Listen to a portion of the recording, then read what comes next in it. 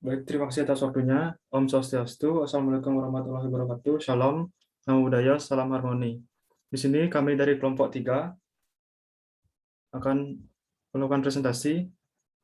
Sebelumnya perkenalkan nama saya Igede Wahyu Prayoga, selaku moderator sekaligus pemateri 1. Yang kedua, teman saya Imade Yogi Merta Utama sebagai pemateri 2, dan selanjutnya Igede Febri Antara Yogananda sebagai pemateri 3. Adapun submateri yang akan kami jelaskan yaitu definisi persepsi, proses persepsi, kesalahan dalam persepsi, manajemen impresi, penerapan konsep persepsi, pengertian stres dan konsep stres di tempat kerja, faktor stres, dan yang terakhir strategi mengatasi stres. Baik, materi pertama akan saya jelaskan. Materi pertama yaitu definisi persepsi. Persepsi adalah proses pemahaman ataupun pemberian makna atas suatu informasi terhadap stimulus. Stimulus dapat didapat dari proses penginderaan terhadap objek, peristiwa, dan hubungan atas gejala yang seharusnya diproses otak. Persepsi merupakan interpretasi unik dari suatu situasi, bukan rekaman situasi. Tidak ada seorang pun yang memiliki pengetahuan dan pengalaman yang sama, maka dari situasi atau rangsangan yang sama bisa menghasilkan reaksi atau perilaku yang berbeda. Tidak ada seorang pun yang memiliki pengetahuan dan pengalaman yang sama, maka dari itu situasi rangsangan yang sama bisa menghasilkan reaksi atau perilaku yang berbeda. Baik, materi yang kedua yaitu proses persepsi. Jadi, dari stimulus atau objek yang ditangkap oleh panca indera melalui ambang batas yang dimaksud adalah jika suatu stimulus itu kuat, maka dapat ditangkap oleh panca indera. Ada stimulus yang disadari dan ada yang tidak disadari. Agar dapat disadari individu, stimulus harus cukup kuat. Dari panca indera dikirim ke sensasi atau suatu proses yang belum dimaknai, lalu dikirim ke otak. Di otak sebagai pusat susunan urat syaraf, terjadilah proses pada yang akhirnya membuat individu dapat menyadari atau mempersepsi stimulus yang diterima melalui alat indera. Lalu terjadilah suatu yang dimaknai, yaitu disebut dengan persepsi.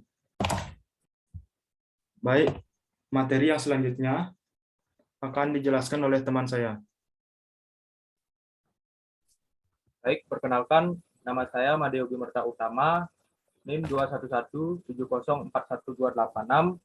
Di sini saya akan menjelaskan faktor mempengaruhi persepsi.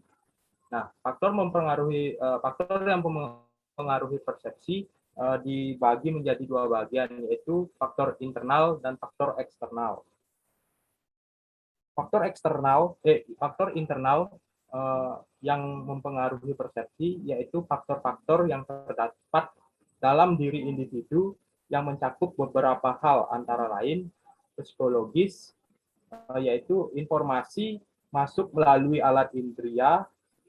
Selanjutnya, informasi yang diperoleh ini akan mempengaruhi dan melengkapi usaha untuk mempersepsi pada tiap orang-orang berbeda, sehingga interpretasi terhadap lingkungan juga dapat berbeda.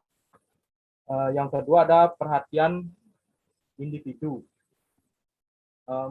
yaitu memerlukan sejumlah energi yang dikeluarkan untuk memperhatikan atau memfokuskan pada bentuk fisik dan fasilitas mental yang ada pada suatu objek. Yang ketiga ada minat persepsi, yaitu suatu objek bervariasi tergantung pada beberapa banyak energi atau perceptual vigilance yang digerakkan untuk persepsi. Yang keempat ada kebutuhan. Yang faktor ini dapat dilihat dari bagaimana kuatnya seorang individu mencari objek-objek atau pesan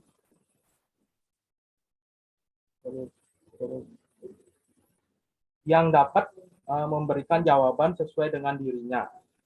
Yang kelima ada pengalaman dan ingatan, yaitu pengalaman dapat dikatakan tergantung pada ingatan dalam arti sejauh mana seorang dapat mengingat kejadian-kejadian lampau untuk mengetahui suatu rangsang dalam pengertian luas.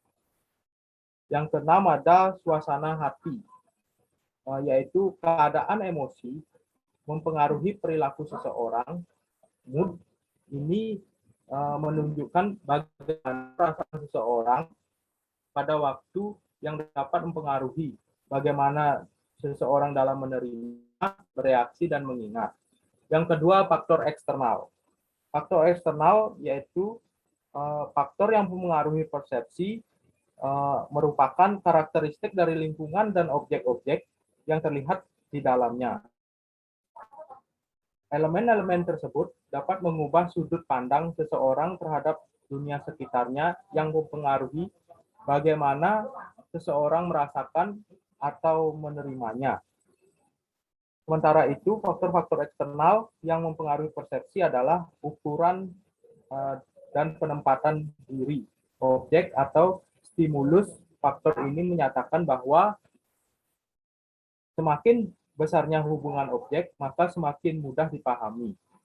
Yang kedua, ada warna dari objek-objek. Objek-objek ini mempengaruhi cahaya lebih banyak, akan lebih mudah dipahami dibandingkan dengan yang sedikit. Yang ketiga ada keunikan dan kekontrasan stimulus. 15 stimulus luar yang menambah dengan latar belakang dan sekelilingnya yang sama sekali di luar sangkaan individu yang lain akan banyak menarik perhatian. Yang keempat ada identitas dan kekuatan stimulus.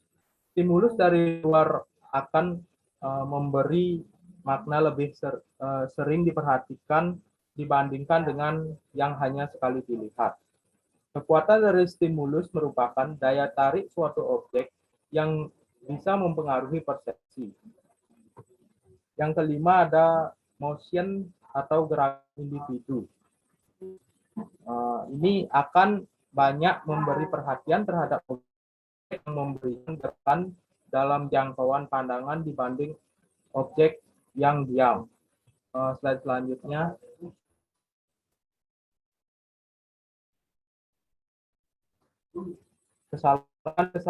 Kesalahan dan keliruan dalam persepsi.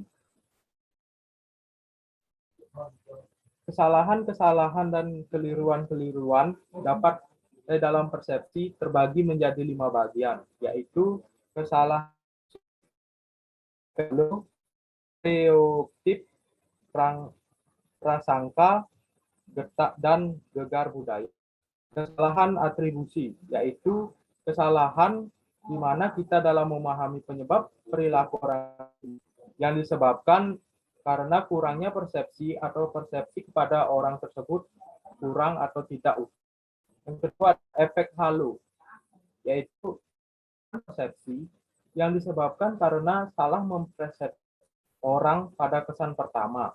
Yang ketiga ada stereotip, yaitu menggeneralisasikan orang-orang berdasarkan sedikit informasi dan membentuk asumsi mereka berdasarkan keanggotaan mereka dalam suatu kelompok.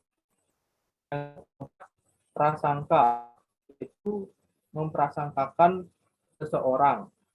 Dan yang kelima yaitu gegar budaya, yang berarti upaya sementara yang gagal untuk menyesuaikan diri dengan lingkungan baru dan orang-orang baru. Slide.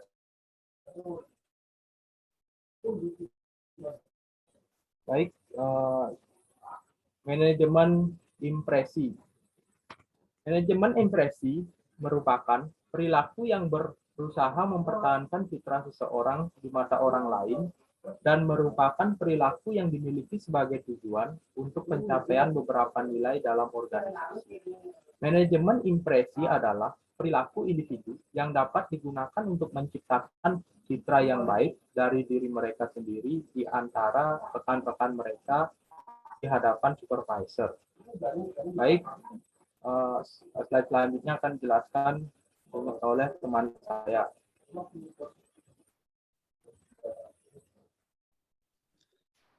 Perkenalkan, nama saya Igede Febri Antara Gananda dengan NIM 2117041295.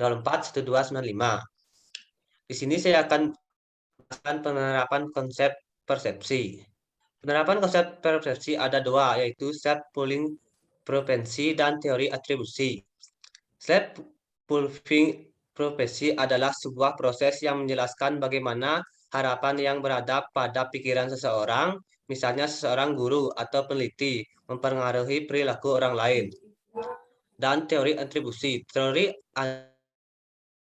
mengenai proses bagaimana menentukan penyebab dan motif tentang perilaku seseorang. Selanjutnya, pengertian stres dan konsep stres di tempat kerja. Kata stres berasal dari bahasa stinger yang berarti menarik secara kencang. Dalam ilmu fisika dan teknik telah bahwa tekanan akan menghasilkan ketegangan dan akhirnya menyebabkan sesuatu. Meski stres bisa terjadi di luar kehidupan organisasi, namun stres yang terkait dengan kehidupan kerja, occupation stres banyak mendapat perhatian baik dari kalangan para manajer maupun para akademis. Slide selanjutnya. Faktor stres. Faktor stres yaitu ada stresor. Stresor adalah semua faktor lingkungan yang berada di diri seseorang yang berdampak pada timbulnya stres, atau seperti dikatakan Grenberg and Baron. Stresor adalah semua bentuk tuntutan, baik fisiologis maupun psikologis, yang dihadapi seseorang dalam menjalani kehidupannya. Dengan kata lain, stresor adalah sebuah persyaratan terjadinya stres untuk mengetahui tingkat stres yang dialami seseorang yang disebabkan kejadian-kejadian di luar diri seseorang. Selanjutnya,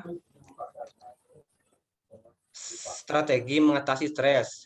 Strategi mengatasi stres dari 3 strategi. Yang pertama, kontrol strategi. Yang kedua, SKP strategi. Yang ketiga, sistem manajemen strategi.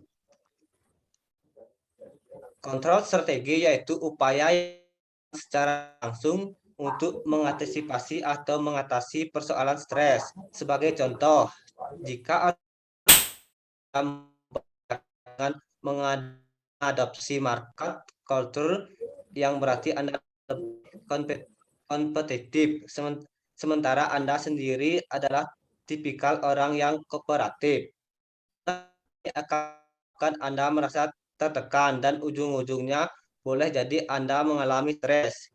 Jika Anda tidak bisa menyesuaikan diri dengan budaya baru dan Anda lebih memilih pindah kerja ke tempat kerja atau organisasi yang lebih konstruktif, maka Anda menerapkan kontrol strategi. Yang kedua, SKP strategi. SKP strategi yakni menghindari atau mengabaikan masalah yang menimbulkan stres. Jika Anda secara pasif mau menerima situasi yang menimbulkan stres, atau Anda menghindari konfrontasi secara langsung, misalnya dengan karyawan yang sangat menjengkelkan, maka upaya Anda disebut sebagai SKP strategi. Dan yang terakhir, symptom manajemen strategi. Symptom manajemen strategi adalah upaya mengatasi stres dengan cara melakukan relaksasi, meditasi, dan olahraga. Saya kembalikan ke moderator. Baik, itulah penjelasan materi dari kelompok kami. Untuk sesi tanya jawab, kami akan lakukan di WhatsApp Group. Terima kasih atas waktunya. Mohon maaf bila ada salah kata. Om Sandi Sandi Om. Wassalamualaikum warahmatullahi wabarakatuh. Shalom, Namo Buddhaya, salam harmoni.